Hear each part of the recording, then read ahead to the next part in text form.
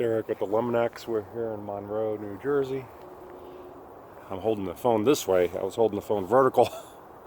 When you do it sideways, you get like a better view when you upload it. When I do vertical, it's like for Instagram because it gets cropped out. But for YouTube and other media, you do it sideways so you get like a bigger frame.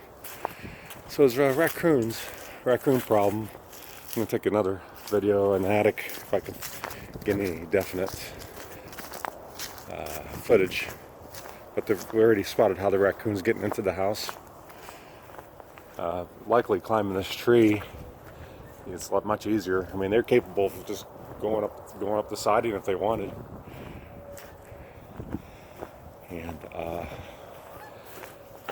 so right away, I see like the broken soffit. You can see that hole there, how they're getting in. And I'm going to go into the attic just to, entertain the client.